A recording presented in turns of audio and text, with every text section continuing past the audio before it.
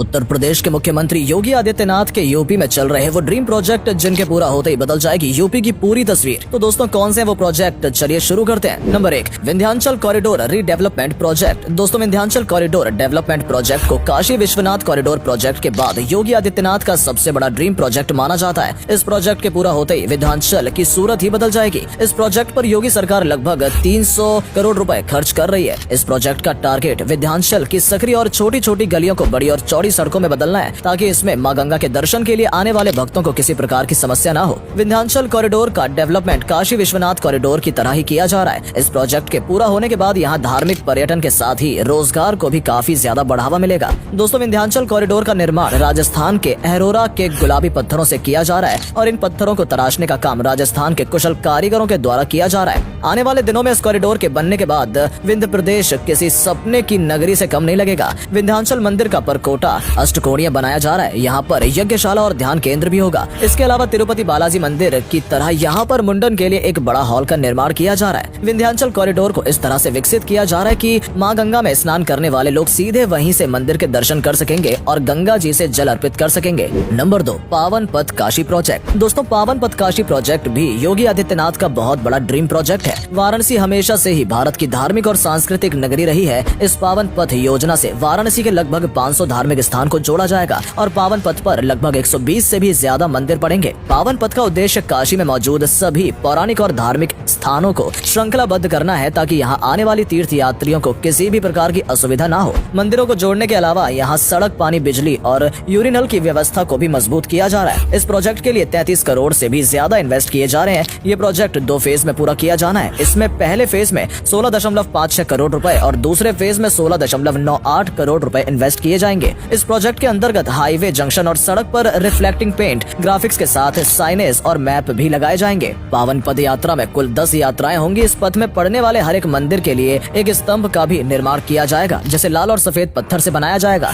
और हर स्तंभ की ऊंचाई 15 फीट के बराबर होगी। मार्च 2023 तक इस प्रोजेक्ट के पूरा होने की संभावना है। Number 3, Noida film city project. दोस्तों हाल ही में नोएडा फिल्म सिटी प्रोजेक्ट को सरकार की तरफ से मंजूरी दी गई है। नोएडा फिल्म सिटी प्रोजेक्ट मुख्यमंत्री योगी आदित्यनाथ का सबसे बड़े ड्रीम प्रोजेक्ट्स में से एक है। नोएडा में बनने वाली इस फिल्म सिटी को इंटरनेशनल फिल्म सिटी के रूप में डेवलप किया जाएगा। इस प्रोजेक्ट को यमुना प्राधिकरण क्षेत्र में विकसित किया जाएगा। इसके लिए लगभग 1000 एकड़ में फिल्म सिटी बनाई जाएगी। इस फिल्म सिटी को बनाने की लागत 10,000 करोड़ रुपए के लगभग आने वाली है और इस फिल्म सिटी का निर्माण ग्लोबली टेंडर के द्वारा किया जाएगा। नोएडा फिल्म सिटी के अंदर film school, media industrial office, post production facility, hotel, theme park और OTT जैसे सारी सिनेमा से रिलेटेड चीजें शामिल होंगी। इसके अलावा यहाँ पर टीवी और एक्टिंग से लेकर फिल्म तक की ट्रेनिंग दिए जाने के लिए 40 एकड़ में अलग से एक इंस्टीट्यूट भी बनाया जाएगा। ऐसा अनुमान है कि इस प्रोजेक्ट से 40,000 से भी ज्यादा लोगों को एम्प्लॉयमेंट मिलने वाला है। इस प्रोजेक्ट के तहत नोएडा इंटरनेशनल एयरपोर्ट को डेवलप करना भी इसका उद्देश्य है, जिससे कि देश की बड़े बड़े शहरों से इसकी कनेक्टिविटी और भी ज्यादा स्ट्रॉन्ग हो सकेगी। Number 4, Gorakhpur marine drive project. Mumbai के मरीन ड्राइव की तरह गोरखपुर मरीन ड्राइव को विकसित करना योगी आदित्यनाथ का बहुत बड़ा सपना रहा है और ये काम अब लगभग पूरा भी हो चुका है। दोस्तों जिस तरह से मुंबई का मरीन ड्राइव मुंबई की पहचान और शान है, उसी तरह से गोरखपुर का मरीन ड्राइव भी अब यहाँ के लोगों के लिए अलग पहचान बन चुका है। 2000 एकड़ से भी ज्यादा के एरिया में फैले हुए रामगढ़ तालाब में योगी आदित्यनाथ जी ने इस प्रोजेक्ट की शुरुआत की थी और आज रामगढ़ ताल मुंबई के मरीन ड्राइव के बराबर में ही पहुंच चुका है। लाइट और साउंड शो के साथ ही यहाँ शाम ढलते ही यहाँ का नजारा देखने लायक होता है। बोटिंग और वाटर मोटर स्पोर्ट में रामगढ़ ताल की खूबसूरती में 4 चांद लगा दिए। यहाँ पर कई सारी सेल्फी पॉइंट भी बनाए गए हैं, जहाँ पर लोगों की हमेशा भीड़ लगी रहती है। इस प्रोजेक्ट से रामगढ़ ताल मुंबई के मरीन ड्राइव से ज्यादा नहीं तो उसे किसी भी प्रकार से कम भी नहीं है। Number 5, statue of Lord Ram. दोस्तों योगी आदित्यनाथ ने 2017 में मुख्यमंत्री बनते ही घोषणा कर दी थी कि नव्य अयोध्या प्रोजेक्ट के अंतर्गत पर्यटन और संस्कृति को विकसित करने के लिए अयोध्या में भगवान राम की 251 मीटर यानी कि लगभग 823 फीट ऊंची प्रतिमा का निर्माण सुरयू नदी के किनारे किया जाएगा।